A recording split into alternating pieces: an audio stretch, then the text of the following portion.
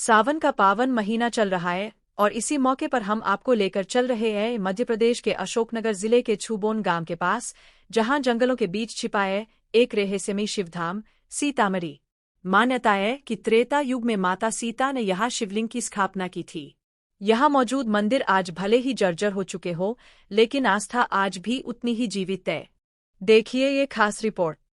अशोकनगर जिले के घने जंगलों में बसा सीतामढ़ी मंदिर समूह। 1 दर्जन से ज्यादा छोटे बड़े मंदिर और उनके बीच स्थापित है एक विशाल शिवलिंग, जिसकी बनावट केदारनाथ के शिवलिंग से मिलती है। कहा जाता है कि रामायण काल में वनवास के दौरान माता सीता यहाँ कुछ दिन रुकी थीं। जंगल में भय लगने पर उन्होंने भगवान शिव का स्मरण किया और यही उन्होंने शिवलिंग की स्थापना की। पास ही मौजूद सीता रसोई इस मान्यता की गवाही देता है।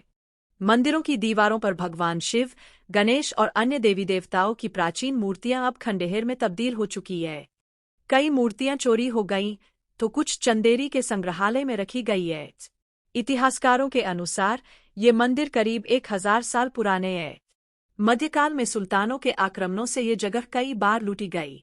आज ये धरोहर प्रशासन की बेरुखी से धीरे धीरे खत्म होती जा रही है। यह सिर्फ धार्मिक स्थल नहीं बल्कि ऐतिहासिक धरोहर है। पुरातत्व विभाग को इसे संरक्षित करना चाहिए। सावन और महाशिवरात्रि पर यहाँ श्रद्धालुओं की भीड़ लगती है, लेकिन जो शिवलिंग माता सीता की आस्था का प्रतीक माना जाता है, वही आज उपेक्षा के कारण अस्तित्व की लड़ाई लड़ रहा है। सीतामढ़ी, जहाँ आस्था है, इतिहास है, लेकिन इंतजार है संरक्षण का। क्या इस शिवधाम को वो सम्मान मिलेगा जिसकी वो हजारों साल से हकदार है? समय की पुकार यही है। कैमरामैन सचिन के साथ रिपोर्टर मुकेश मिश्रा की ये खास रिपोर्ट सिर्फ हमारे साथ। इस मंदिर का जो बुजुर्गों से सुना है, अपने जो बुजुर्ग हैं, यहाँ पर श्री सीताराम जी जब वनगमन के टाइम पर सतयुग में निकले थे तो यहाँ पर कुछ दिनों के लिए रुके थे, इसलिए इसका नाम सीतामढ़ी पड़ा है। और श्रावण के महीना में सोमवार को अत्यंत भीड़ रहती है। अगल बगल जो गांव लगे हुए हैं वहाँ से दूर दूर से लोग आते हैं, दर्शन करते हैं और मनोकामना पूरी होती है।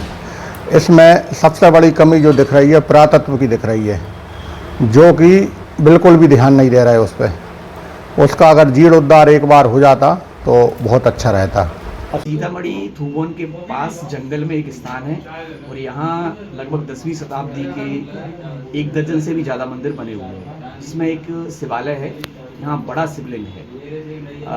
ये माना जाता है कि ये शैव परंपरा के जो साधु थे वो इन जंगलों में रह के तपस्या किया करते थे और उस समय ये शैव धर्म का बड़ा केंद्र हुआ करता था।